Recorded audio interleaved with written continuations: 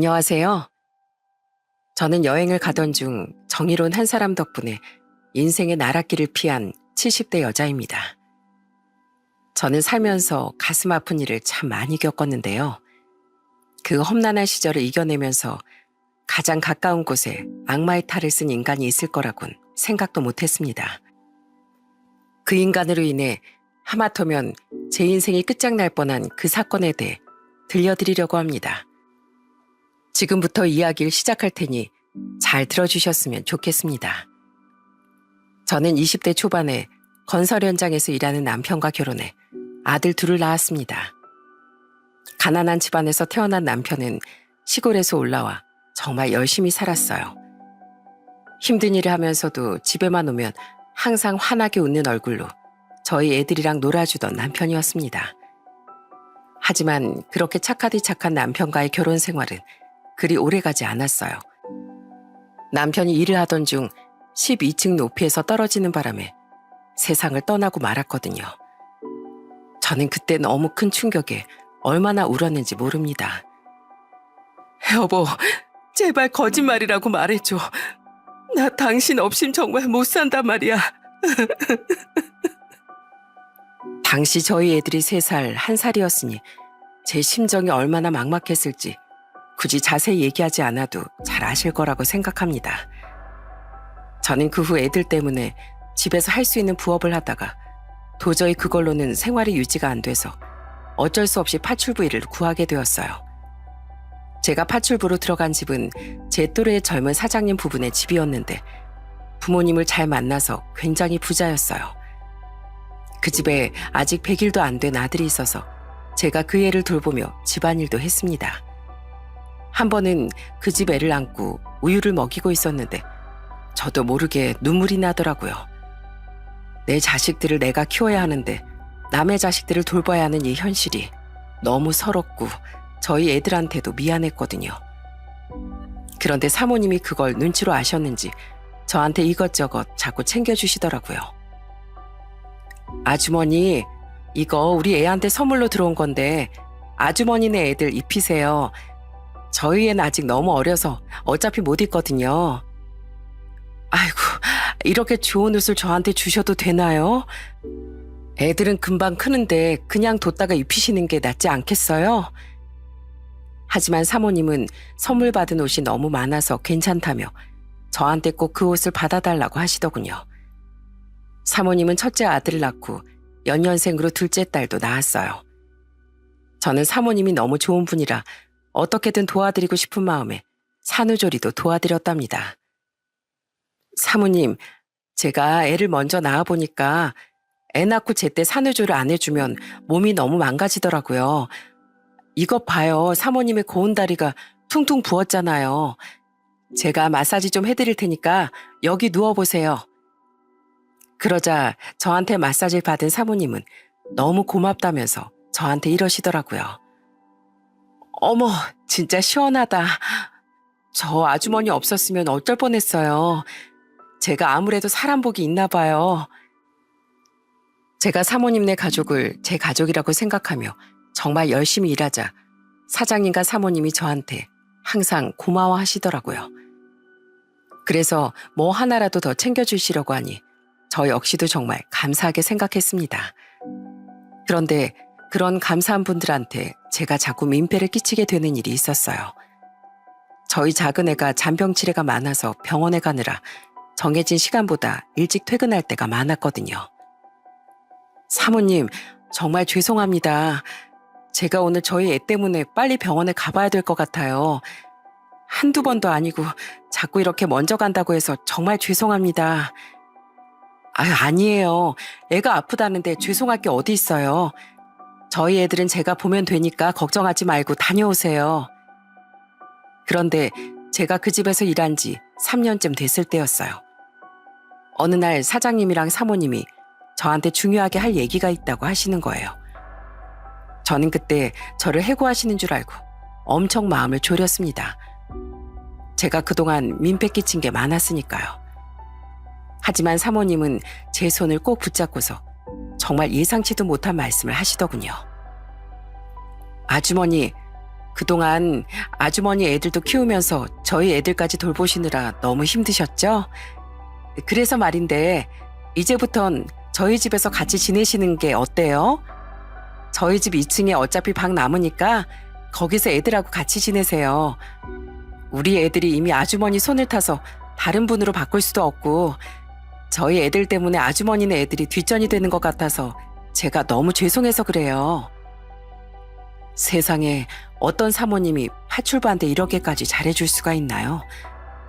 아마 하늘에서 내려온 천사가 아닐까 할 정도로 저희 사장님과 사모님은 정말 좋은 분들이었습니다. 결국 저는 애들을 데리고 그 집에 들어가서 지내게 되었어요. 그리고 너무 감사한 마음에 일찍 일어나고 늦게 자면서 최대한 더 많은 일을 하려고 노력했죠.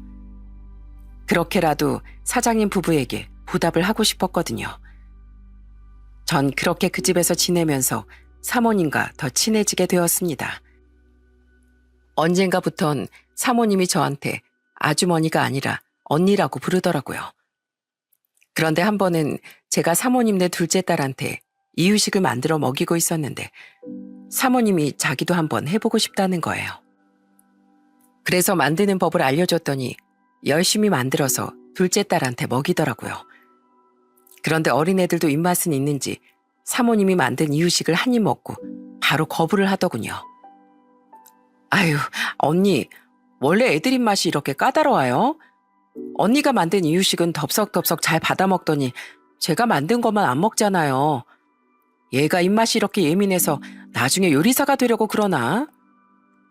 사장님과 사모님은 절대로 저를 아랫사람처럼 대하지 않고 항상 존중해주고 배려해주는 사람이었습니다. 게다가 저희 애들한테도 너무 잘해주시더라고요. 저희 큰애가 초등학교에 들어갈 땐 사장님이 입학 선물로 책가방이랑 학용품도 사주셨어요. 혁준아, 내가 널 딱 보니까 똑똑하고 영특한 게 나중에 꼭 큰 사람 될 것 같아. 나중에 꼭 성공해서 너희 어머니한테 꼭 효도해야 한다. 너희 어머니가 너희를 키우느라고 얼마나 많이 고생하시는지 알지? 그렇게 항상 잘해주시다 보니 저도 늘 최선을 다해 애들을 돌보고 집안일을 했습니다. 제가 보답할 수 있는 방법은 그것밖에 없었으니까요. 그렇게 그 집에서 일한 지도 벌써 12년이 흘렀습니다. 그런데 하루는 사모님이 저한테 충격적인 얘기를 하시더라고요. 언니, 저희 곧 미국으로 이민 가요. 예전부터 준비했었는데 이제 진짜로 가게 되었어요. 네? 이민이요? 그럼 이제 사모님네 가족이랑 못 보는 건가요? 아무래도 그렇겠죠. 그나저나 제가 언니한테 갑자기 일자리 잃게 해드리는 게 너무 죄송해서 퇴직금으로 좀 준비해봤어요. 아마 이거면 식당 하나 차릴 돈은 될 거예요. 언니 칼국수 진짜 기가 막히게 잘 만드시잖아요. 사모님은 그렇게 말하면서 저한테 돈 봉투를 하나 건네주시더군요. 저는 열어서 액수를 확인해보고 정말 깜짝 놀랐습니다. 아, 사모님, 저 이거 못 받아요. 제가 뭐라고 이렇게 큰 돈을 어떻게 받아요. 저 여기서 일하면서 사장님이랑 사모님한테 도움도 정말 많이 받았고 월급도 많이 올려주셔서 저 돈도 꽤 모았어요. 그러니까 이런 거 안 주셔도 돼요. 아니요, 꼭 받아주세요. 언닌 이 돈 받을 자격 있어요. 저 솔직히 그동안 저희 애들이 언니한테 가끔 엄마라고 부르는 거 보고 질투할 때도 많았어요. 그런데 저희 애들이 그럴 정도면 그만큼 언니가 우리 애들을 사랑으로 돌봐줬다는 얘기잖아요. 아무리 돈 받고 하는 일이라도 그렇게 진심으로 일하는 게 쉽지 않은데 저희가 언니를 만나서 정말 큰 도움 많이 받았어요. 언니 덕분에 저희 애들도 진짜 잘 자랐고 저랑 남편이 사업에 집중할 수 있어서 사업도 더 잘 됐거든요. 그러니까 거절하지 말고 꼭 받아주세요. 네? 제가 계속 거절을 했는데도 사모님은 끝끝내 저한테 그 돈 봉투를 쥐어주시더군요. 저는 너무 감사해서 사모님의 손을 붙잡고 얼마나 울었는지 모릅니다. 아마 제가 다시 태어나도 이렇게 좋은 사람들은 만날 수 없을 겁니다. 그 후 사모님네 가족은 이민을 떠나고 저는 그 돈으로 칼국수 집을 하나 차렸습니다. 그리고 사모님이 주신 이 기회를 놓치지 않기 위해 정말 열심히 일했어요. 어느새 중고등학생이 된 저희 애들도 가끔씩 학교 끝나고 와서 저를 도와주더라고요. 한 번은 저희 큰아들이 와서 저한테 이렇게 묻는 겁니다. 엄마, 김치 또 담가요? 원래 김치를 이렇게 매일매일 담그는 거예요? 그럼 겉절이라서 그날그날 새로 담가야 돼. 우리 식당에 오는 손님들 중에서 이 김치 맛에 반해서 오는 손님들이 얼마나 많은데 당연히 내가 더 신경 써야지. 그럼 제가 할게요. 엄마 혼자 너무 힘들잖아요. 제가 이거 버무릴 테니까 엄만 가서 커피라도 한 잔 드세요. 그렇게 시간이 흐르다 보니 어느덧 저희 애들은 어엿한 사회인이 되었어요. 공부를 잘했던 큰아들은 좋은 대학을 졸업해 중견기업에 들어갔고 작은 아들은 공장에 취직을 했습니다. 오래전 남편을 잃고 홀로 애들을 키우던 시절을 떠올리니까 저도 모르게 눈물이 나더라고요. 그래서 저는 취직한 저희 애들한테 앞으로 건강하게만 살아달라고 얘기했답니다. 그렇게 또 시간이 흘러 저희 작은 아들이 20대 후반이 되었을 때였어요. 작은 아들이 어린이집 교사로 일하고 있는 여자랑 결혼을 하겠다고 하더라고요. 처음 봤는데 너무 싹싹하고 착해서 며느리감으로 마음에 쏙 들었습니다. 결혼하고 나서도 저한테 정말 잘하더라고요. 어머님, 저 겉절이 만드는 법 좀 알려주세요. 제가 어머님네 식당에서 겉절이 먹어보고 완전 맛있어서 반했잖아요. 원래 유명한 맛집에선 며느리한테도 비법을 안 알려준다지만 저한테만 귓속말로 살짝 알려주시면 안 돼요? 그래야 나중에 어머님이 힘드실 때 제가 대신 만들어드리기라도 하죠. 며느린 이것저것 저한테 알려달라고도 하고 툭하면 제 팔짱을 끼고 같이 놀러가자고 할 정도로 애교 있는 아이였어요. 게다가 손주를 둘을 낳았는데 어린이집 교사라 그런지 애들을 너무 잘 보더라고요. 한 번은 며느리가 애들을 데리고 저희 집에 왔는데 큰 손주가 놀다가 혼자 넘어진 거예요. 그런데 아프지도 않는지 울지도 않고 씩씩하게 일어나더라고요. 그걸 보고 며느리가 이렇게 얘기하더군요. 우와, 역시 우리 하영이가 할머니를 닮았나 보다. 그래서 넘어져도 울지도 않고 이렇게 씩씩하네. 뭐? 하영이가 날 닮아서 씩씩하다고? 네, 어머님 되게 강인하고 씩씩하신 분이잖아요. 그이가 저한테 그러던데요. 엄청 힘든 환경에서도 두 아들 키우느라 고생도 많이 하시고 다 이겨내셨다고요. 그래서 저희 애들도 어머님처럼 강인한 사람으로 키울 거예요. 며느린 항상 절 존경한다는 말을 입에 달고 사는 사람이었어요. 빈말인지 몰라도 참 듣기 좋더라고요. 그렇게 작은 아들을 결혼시킨 지 3년쯤 됐을 때 저희 큰아들도 결혼할 여자를 데려왔습니다. 예비 큰며느린 평범한 직장인이었는데 어릴 때부터 할머니 손에서 자랐다고 하더라고요. 상견례 때도 할머니께서 나오셔서 이렇게 말씀하시더군요. 우리 도연이 어릴 때 지 아빠 죽고 지 엄만 도망가는 바람에 제 손에서 여태까지 자랐습니다. 제가 키운다고 키웠는데 부족한 점이 많을 수도 있어요. 사돈께서 우리 도연이 사랑으로 잘 지도해 주셨으면 좋겠습니다. 아유, 그럼요. 이제 제 며느리가 되면 제 딸이나 마찬가지인데 당연히 제가 많이 도와주고 돌봐줘야죠. 그러니까 너무 걱정하지 마세요. 제가 사랑으로 품고 많이 예뻐하겠습니다. 그 후 큰아들은 며느리와 결혼하고 저희 집에서 같이 살게 되었어요. 큰아들이 제가 혼자 되는 게 걱정된다면서 결혼 전부터 저를 꼭 모시고 살겠다고 했거든요. 그런데 큰며느리도 성격이 워낙 좋아서 저랑은 물론이고 작은 며느리랑도 정말 친하게 잘 지냈습니다. 결혼 후 처음 저희 집에서 모였는데 큰며느리가 작은 며느리한테 이렇게 말하더군요. 동서, 내가 형님이긴 하지만 그래도 동서보다 결혼 후배고 애도 안 낳아본 초짜 유부녀잖아.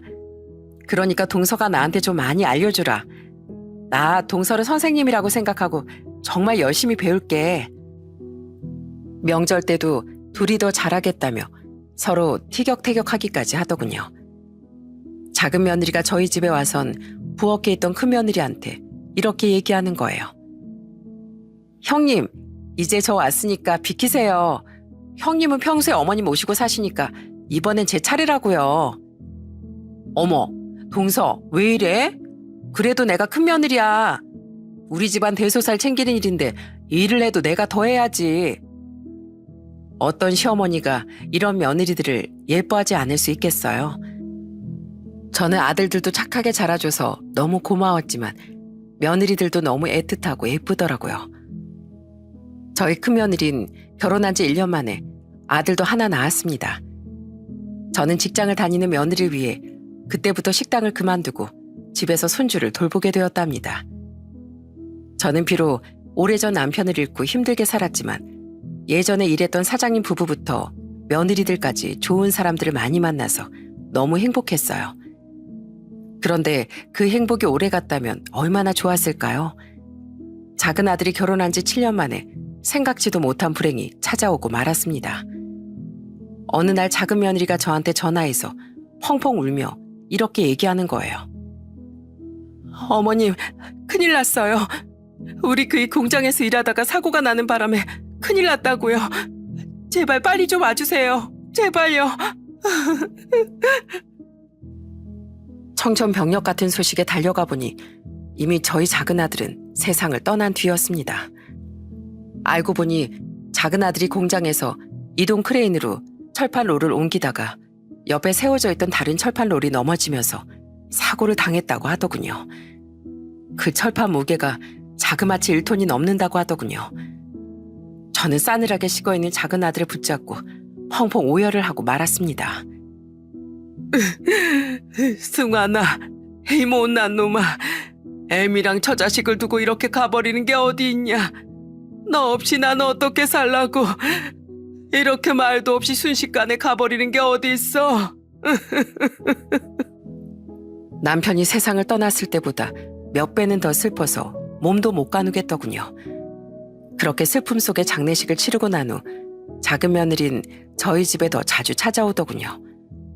자꾸 와서 저희 작은 아들이 흔적을 찾으려고 애쓰는 모습이 너무 안타까웠어요. 그래서 한 번은 작은 며느리한테 이렇게 얘기한 적이 있었습니다. 애미야, 이제 우리 집에 이렇게 자주 찾아올 필요 없다. 이제 우리 아들도 없는데 너도 네 인생 살아야 되지 않겠니? 우리 아들 없이 너 혼자 애들 둘이나 키우려면 힘들 텐데 내가 너한테 뭐라도 도움이 되고 싶으니 이 돈 받거라. 이거 받고 앞으로 나 신경 쓰지 말고 편하게 살아. 어머님, 저 그 돈 못 받아요. 그리고 제가 어머님을 얼마나 좋아하는데 왜 오지 말라고 그러세요. 저 앞으로도 자주 올 거니까 제발 그런 말씀하지 마세요. 저는 며느리랑 손주들한테 도움이 됐으면 좋겠다는 마음으로 5천만 원을 주려고 했는데 며느린 끝끝내 거절을 하더군요. 그래서 한 번은 며느리가 작은 집으로 이사를 갔다고 하길래 집들을 핑계로 갔다가 몰래 안방에 돈가방과 편지를 놓고 나왔습니다. 그런데 나중에 그 돈가방을 발견한 작은 며느리가 저한테 전화하더니 펑펑 울면서 저한테 이러더군요. 어머님, 저 마음 아프게 도대체 왜 이러세요? 저 이 돈 못 받는다고 말씀드렸잖아요.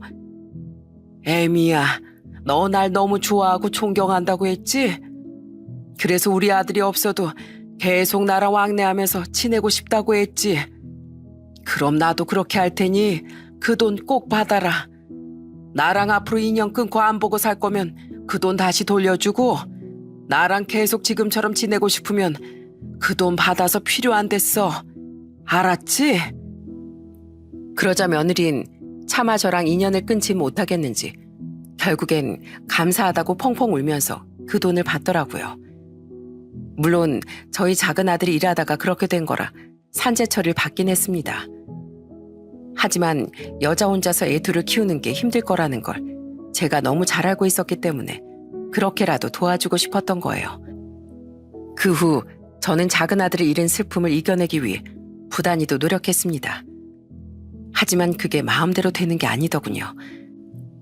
매일 세상을 떠난 작은 아들이 보고 싶어서 남몰래 울 때가 많았어요.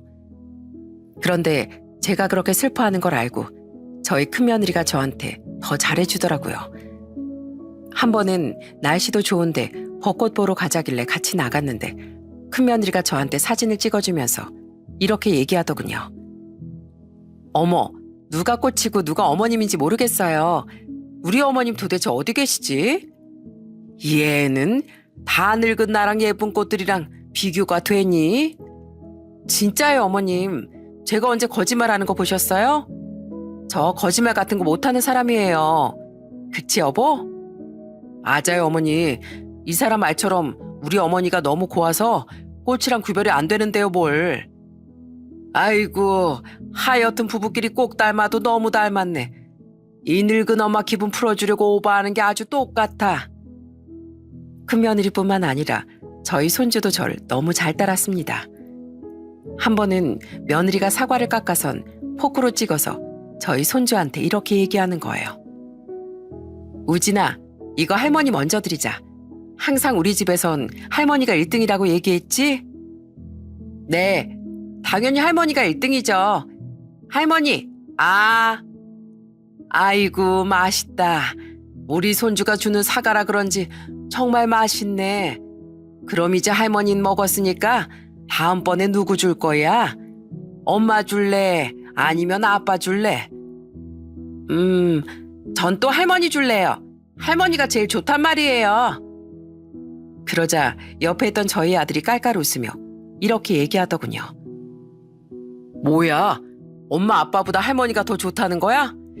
이거 좀 서운한데? 그래도 할머니가 워낙에 좋은 사람이니까 인정할 건 인정해야지. 그런데 그렇게 살다 보니 저희 집에 정말 좋은 일이 생겼습니다. 몇 년 전부터 저희가 살고 있는 아파트에 재개발 얘기가 나오고 있었는데 결국엔 보상으로 새로 지은 아파트 한 채를 받게 되었거든요. 재개발이 끝난 후 새 아파트로 이사를 가던 날 큰며느리가 너무 기뻐하더라고요. 어머님, 여기가 진짜 우리 집이에요? 진짜 우리가 이렇게 좋은 집에서 앞으로 사는 거예요? 어머님, 우리 완전히 로또 맞은 거예요. 완전 대박 난 거라고요. 새로 지은 아파트의 시세가 좀 높았기 때문에 며느리 말대로 정말 로또를 맞은 거나 마찬가지였습니다. 20년 넘게 같은 아파트에 살다 보니 이런 좋은 날도 오더라고요. 저희 작은 며느리도 집들이를 한다며 손주들을 데리고 저희 집에 왔습니다. 우와, 집이 너무 좋다. 어머님, 새로운 집으로 이사하신 거 정말 축하드려요. 그리고 이건 사골국인데 어머님 드시라고 제가 집에서 푹 고아왔으니까 냉동실에 얼려두시고 필요할 때마다 데워서 드세요. 아이고, 빈손으로 와도 되는데 뭘 이런 걸 싸왔어? 사골 끓이려면 엄청 오래 걸렸을 텐데. 그래도 냉동실에 얼려두면 요리할 때도 쓰고 그냥 데워서도 먹고 좋잖아요. 그리고 이건 다리 마사지기예요. 어머님 요새 다리가 잘 부으시는 것 같아서요. 그날 저희 가족은 맛있는 것도 해서 먹고 술 한 잔도 하면서 늦게까지 정말 즐거운 시간을 보냈답니다. 비록 작은 아들이 없어서 허전한 것도 있었지만 그래도 남은 가족들이 이렇게 행복하게 살 수 있어 정말 다행이라고 생각했어요. 그렇게 시간이 흘러 어느덧 저희 큰아들이 40대 중후반이 되었고 손주도 중학교에 들어갔습니다. 그런데 어느 순간부터 아들 방에서 자꾸 싸우는 소리가 들리더라고요. 한 번은 보다 못한 제가 아들이랑 며느리한테 이렇게 물어본 적이 있었어요. 너희 도대체 요새 왜 이렇게 싸우는 거야? 밤늦은 시간에 집안에서 그렇게 시끄러운 소리를 내야겠니? 그러자 며느리가 난처한 얼굴로 이렇게 얘기하더군요. 어머님, 그게 아니라요. 이가 절 좀 오해를 해가지고요. 무슨 오해를 했길래 그래? 혁준이 너 얼른 말해봐라. 도대체 무슨 일이길래 둘이 하루가 멀다고 싸우는 거냐고. 하지만 저희 아들은 이유를 말하지도 않고 A씨하고 화를 내더니 밖으로 나가버리더군요. 한 번도 제 앞에서 화를 안 냈던 아들이 그렇게 나가버리니까 너무 당황스러웠어요. 그런데 그 이후에 아들은 갑자기 회사에 무슨 일이 터졌다면서 맨날 야근을 하더군요. 한 달 동안 집에 제 시간에 들어온 적이 손에 꼽을 정도였어요. 하루는 아들이 너무 걱정돼서 잠도 안 자고 기다리고 있는데 새벽 1시가 다 되어서야 아들이 현관문을 열고 집에 들어오는 소리가 들리더라고요. 그래서 저는 거실로 나가 아들한테 이렇게 얘기했습니다. 혁준아, 이 늦은 시간까지 일하다 온 거야? 아휴, 너무 힘들어서 어떡하니? 밥은 먹었어? 내가 지금이라도 밥 차려줄까? 아니에요. 저 오늘은 너무 피곤해서 그냥 바로 자야겠어요. 저 진짜 괜찮으니까 얼른 들어가서 주무세요. 그래서 저는 다음날 아침에라도 든든하게 차려줘야겠다는 생각으로 들어가 잠을 청했습니다. 그런데 다음날 아들 방에서 들리는 큰 소리 때문에 잠에서 번쩍 깨고 말았어요. 여보, 제발 일어나봐. 제발 눈 좀 떠보라고. 세상에 이런 허망한 일이 있을 수 있을까요? 분명히 전날 밤까지 저랑 멀쩡히 대화했던 저희 큰아들이 간밤에 심장마비로 세상을 떠나고 만 겁니다. 저는 너무 충격을 받아서 그만 자리에 주저앉고 말았어요. 아들을 하나도 아니고 둘이나 잃은 제 심정을 아마 겪어보지 않으신 분들은 모를 겁니다. 그 후 아들의 장례식을 하는데 작은 며느리가 찾아와서 큰 며느리랑 부둥켜 안고 펑펑 울더라고요. 형님, 이게 도대체 무슨 일이에요? 멀쩡하시던 아주버님이 어쩌다가 이렇게 되신 거냐고요. 저는 그 모습을 보고 우리 며느리들이 너무 짠했습니다. 남들은 멀쩡히 잘 살아가는데 왜 하필 저희 아들들은 둘 다 처자식을 남기고 세상을 떠날 수가 있냐고요. 저도 거의 제정신이 아닌 상태로 장례식을 치렀는데 장례식이 끝난 후 큰며느리가 제 손을 붙잡고 울면서 이렇게 말하더군요.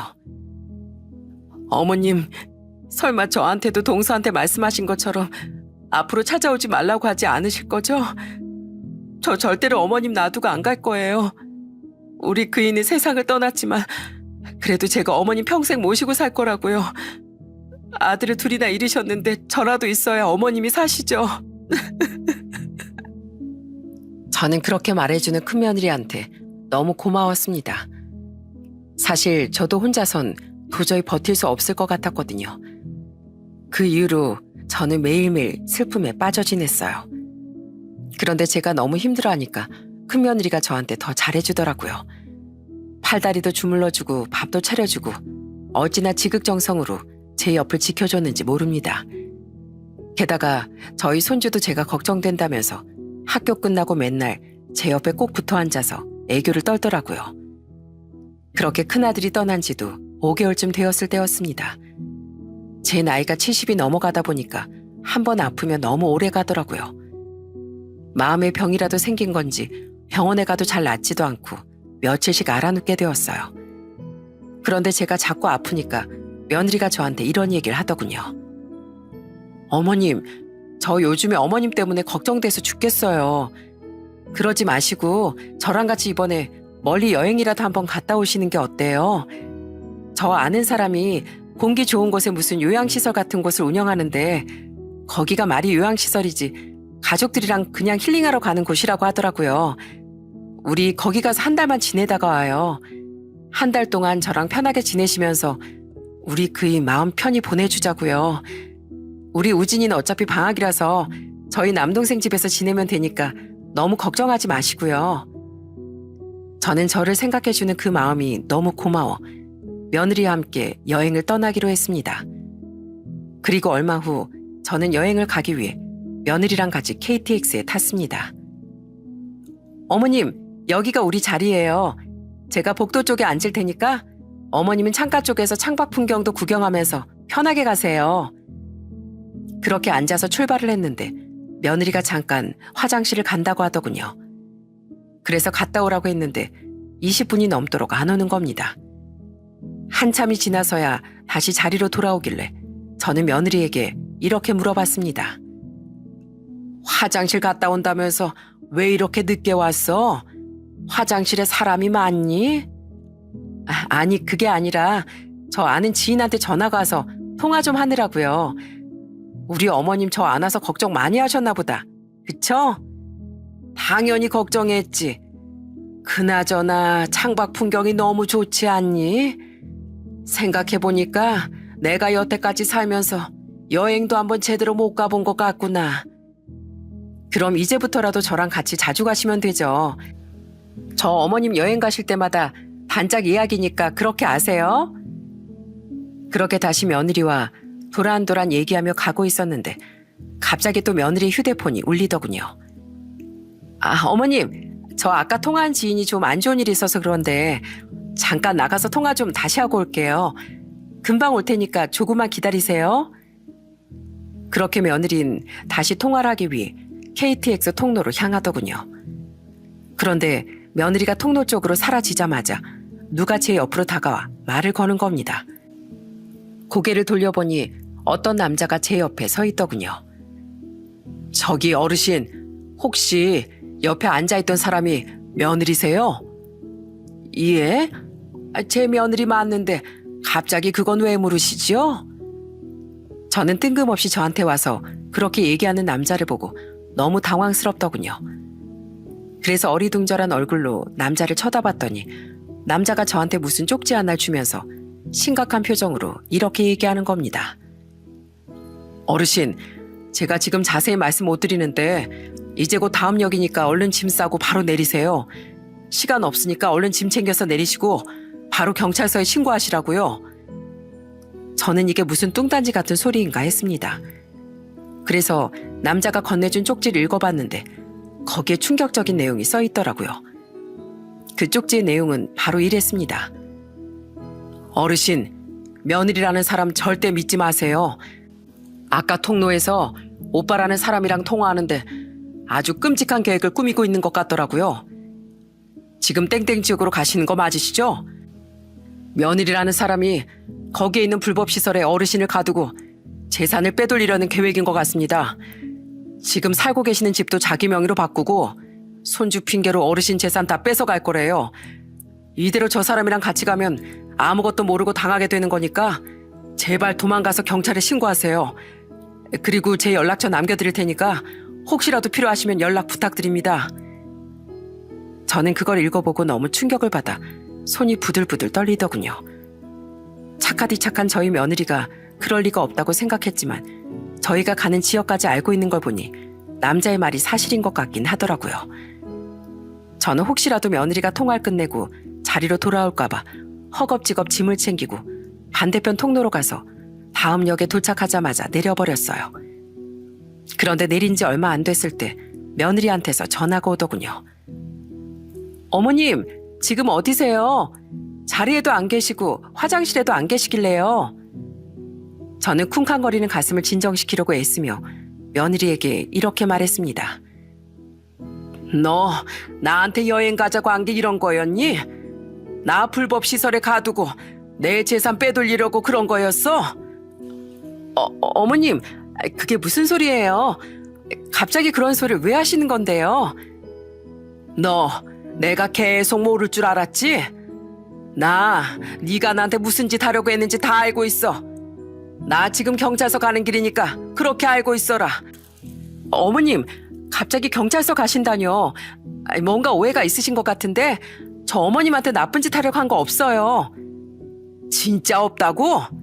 정말로 네가 잘못한 게 하나도 없다면 지금 당장 경찰서로 와라.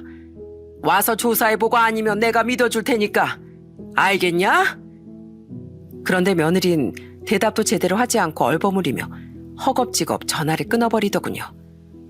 그것만 보더라도 며느리가 거짓말을 하고 있다는 걸 알 수 있었어요. 저는 더 자세한 상황을 알기 위해 남자가 남겨놓은 연락처로 연락을 했습니다. 안녕하세요. 저 아까 그 쪽지 받은 사람입니다. 방금 전에 KTX에서 내렸고 며느리랑도 통화했는데 아무래도 그 쪽지에 써있던 말이 진짜인 것 같아서요. 혹시 정확히 무슨 통화 내용을 들었는지 얘기 좀 들을 수 있을까요? 아까 무사히 내리시는 거 저도 봤습니다. 사실 제 직업이 현직 경찰입니다. 아까 저도 통화할 일이 있어서 통로에 나갔는데 며느리분이 너무 큰 소리로 통화하길래 어쩔 수 없이 듣게 되었어요. 그런데 그 내용이 너무 수상해서 듣고 있다가 알려드린 겁니다. 아마 며느님이 만나는 남자가 있는 것 같아요. 어르신을 불법 시설에 가둔 후 재산을 빼돌리고 아들까지 버리고 그 남자랑 살 거란 얘기를 하더라고요. 제가 통화 내용도 녹음해놨으니까 이따가 경찰서 가시면 저한테 다시 전화 주세요. 제가 경찰한테 녹음 파일 넘기겠습니다. 역시 경찰은 경찰이더군요. 그 와중에 증거를 수집하려고 녹음을 했다는 말에 깜짝 놀라고 말았습니다. 저는 그 사람과 전화를 끊은 후 다시 며느리한테 전화를 했어요. 그리고 이번엔 저도 녹음 버튼을 눌렀죠. 며느리가 당황한 목소리로 전화를 받길래 제가 이렇게 말했습니다. 너 당당하면 경찰서로 오라니까 왜 말없이 전화를 끊어버려? 그리고 너 오늘 나랑 같이 가려고 했던 그 시설 이름이 도대체 뭐야? 뭐 하는 시설인지 알아야겠으니까 당장 이름 얘기해라. 어머님, 그 시설 이름은 왜요? 내가 확인할 게 있으니까 빨리 얘기하라고. 아니면 그 시설 운영한다는 네 지인 이름이라도 대던가. 너 날 거기에 집어넣고선 내 재산 뺏어가려고 했잖아. 게다가 우리 손주까지 버리고 웬 뚱딴지 같은 놈이랑 살림 차리려고 했다며. 내 말이 틀렸어? 어머님, 그걸 어떻게 하셨어요? 어떻게 알았냐고? 역시 그렇게 묻는 걸 보니 그 사람 말이 사실이었나 보네. 난 네가 남편이 죽고 나서도 시애밀 모시는 효부인 줄 알았는데 이제 보니 완전히 무서운 인간이었어. 나 절대 이대로는 그냥 못 넘어간다. 증거도 있으니까 경찰서에 가서 다 신고해버릴 거야. 그러니까 콩밥 먹을 준비해. 알았어? 어머님. 저는 너무 화가 나서 전화를 확 끊어버렸습니다. 그리고 바로 경찰서에 가서 신고를 했어요. 아까 쪽지를 준 그 사람이 경찰관이랑 직접 통화해서 상황을 설명하고 자기가 녹취한 내용도 경찰에 보내더군요. 그 사람이 아니었으면 아무것도 모르고 끌려갔을 걸 생각하니 너무 소름이 돋아 가슴을 몇 번이나 쓸어내려야 했습니다. 그 이후 저는 다시 집으로 올라와서 며느리가 절 보내려고 했던 그 시설에 대해 알아봤어요. 알고 보니까 그 시설은 법적으로 등록도 안 하고 운영하는 불법 시설이었는데 사람도 별로 없는 외딴 곳에 위치해 있고 한번 들어가면 나오기 힘든 곳이라고 하더군요. 우리나라에 그런 곳이 존재한다는 게 정말 무서웠습니다. 그런데 큰며느린 제가 경찰에 신고한다고 하니까 겁이 났는지 바로 집으로 찾아와 저한테 잘못했다고 빌더라고요. 어머님, 저 진짜 잘못했어요. 제가 순간 뭐에 혹해서 그랬었나 봐요. 저 어머님 진짜 존경하고 좋아하는 거 아시잖아요. 네가 날 존경하고 좋아해? 넌 존경하고 좋아하는 사람을 그런 무서운 곳에다가 잡아놓고 재산을 뺏어갈 계획까지 꾸미니? 너 원래 이런 애 아니었잖아. 우리 아들이랑 살면서 애들한테도 잘하고 나한테도 잘했었는데 도대체 왜 이렇게 변한 거야? 어머님, 이왕 이렇게 된 거 제가 다 사실대로 말씀드릴게요. 저 사실 그이 몰래 만나는 남자가 있었어요. 그런데 그이가 죽고 나니까 그 남자가 저한테 이렇게 하라고 시키더라고요. 저도 어머님한테 그렇게까지 하고 싶진 않았어요. 그런데 그 남자가 무섭게 협박을 하는데 어떡해요. 저도 제가 살고 싶어서 그런 거란 말이에요. 협박 좋아하시네. 너 아까 KTX 통로에서 통화할 때 그 남자랑 깔깔거리면서 웃고 떠드는 녹음 파일 내가 다 들었어. 이제 늙은 노인네 시설에 집어넣고 너희들끼리 희낙낙하면서 살 수 있겠다면서 좋아하는 거 내가 다 들었다고. 어머니, 그걸 어떻게 아셨어요? 진짜 죄송해요, 어머니. 저 사실 너무 막막해서 그랬어요. 이제 그이도 없고 저 혼자 애 키우면서 살 생각하니까 눈앞이 캄캄했단 말이에요. 어차피 어머님 거기 들어가시면 힘들어하실 거 뻔하니까 어머님 입에서 재산 다 줄 테니까 제발 나가게 해달라는 말 듣고 싶어서 그런 거였어요. 어차피 우리 우진이도 있으니까 어머님이 저 신고 못할 거라고 생각했단 말이에요. 그런데 어머님이 저 경찰에 신고해서 저 교도소 가게 되면 우리 우진이 누가 키워요? 그이도 이제 죽고 없는데 엄마인 저라도 우진이 곁에 남아있어줘야죠. 그러니까 제발 경찰에 신고한 거 취하 좀 해주세요. 네? 취하는 개뿔. 너 같은 건 감방에 들어가 콩밥 좀 먹어봐야 돼. 그리고 뭐? 너 혼자 우진이를 키우기 힘들어서 어쩔 수 없었다고? 거짓말 하지 말어. 너 우리 우진이도 버리고 그놈이랑 살림 차리고 살 생각이었잖아. 어떤 애미가 돈 욕심이 나서 시애밀 시설에 집어넣고 지 자식까지 버릴 생각을 해?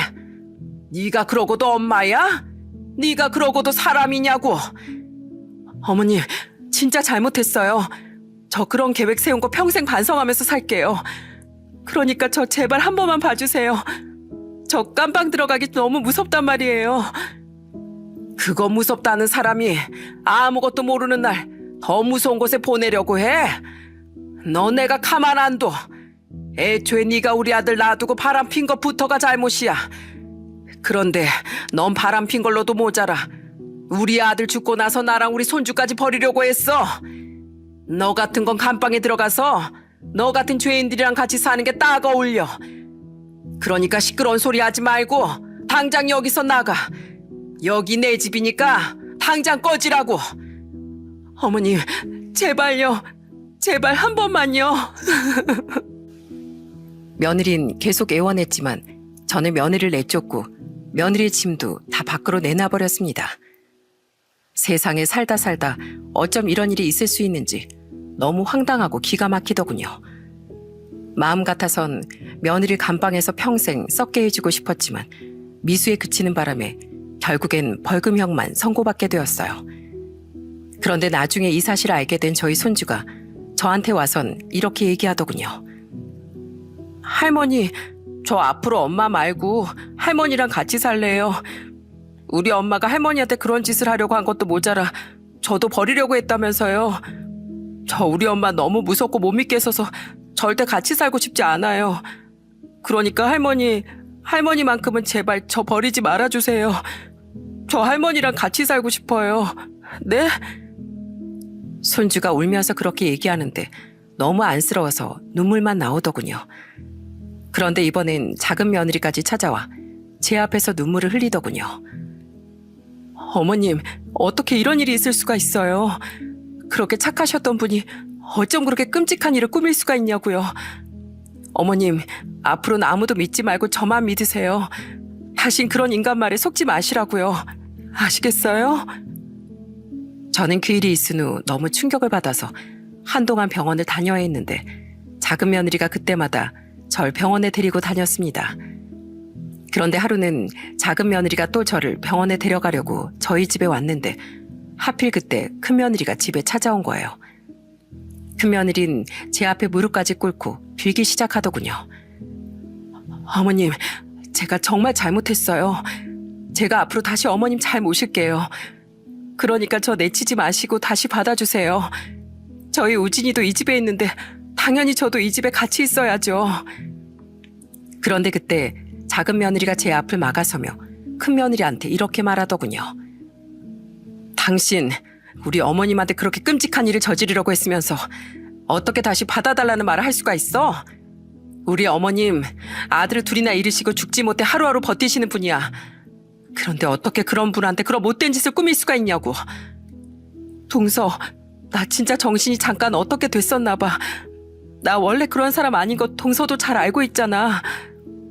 그런 사람이 아니긴. 애초에 본성이 그런 사람이니까 이제서야 그 본성이 드러난 것뿐이야.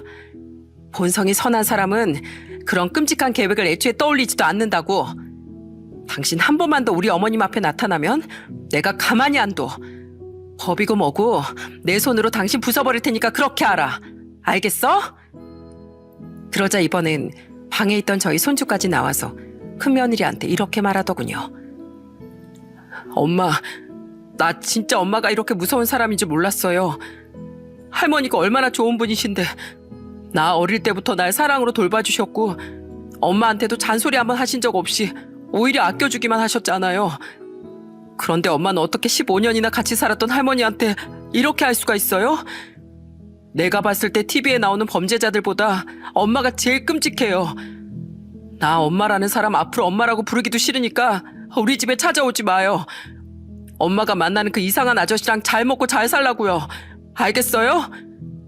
우진아, 엄마한테 무슨 말을 그렇게 해. 너라도 엄마 편 들어주고 할머니한테 엄마 받아달라고 얘기해줘야지. 제가 왜요? 엄만 나도 버리려고 했다면서요. 엄마가 나 버리려고 했으니까 나도 엄마 버리는 거예요. 그러니까 당장 우리 집에서 나가라고요. 당장요. 우진아. 결국 저와 작은 며느리 그리고 손주까지 힘을 합쳐 큰 며느리를 집 밖으로 내쫓아 버렸습니다. 예전엔 진짜 착하고 싹싹한 며느리였는데 왜 이렇게 됐는지 모르겠더라고요. 아무리 남자에 미쳤다고 해도 어떻게 가족한테 이렇게 끔찍한 일을 꾸밀 수가 있는지 정말 한숨만 나왔습니다. 그 후에도 저는 몸이 계속 안 좋아서 집에 누워있는 경우가 많았습니다. 하지만 작은 며느리가 저를 자주 찾아오면서 지극정성으로 간호라니까 점점 호전이 되더라고요. 어느 정도 괜찮아졌을 때 저는 저한테 쪽지를 건네줬던 그 형사한테 전화를 했어요. 안녕하세요. 저 지난번에 쪽지 받았던 사람입니다. 하마터면 며느리라는 애한테 끔찍한 일 당할 뻔했는데 그냥 지나칠 수도 있는 걸 저한테 알려주시고 도와주셔서 정말 감사합니다.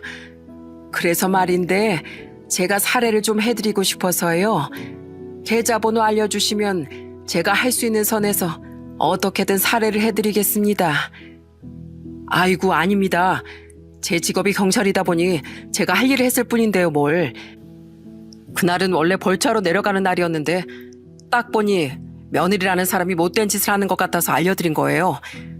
요새 노인들 상대로 불법적인 일을 저지르는 사람들이 많거든요. 제가 계속해서 그 형사한테 사례를 하겠다고 했는데도 끝끝내 거절을 하더군요. 그래서 저는 몇 번이나 감사하다는 인사를 한 후 전화를 끊었어요.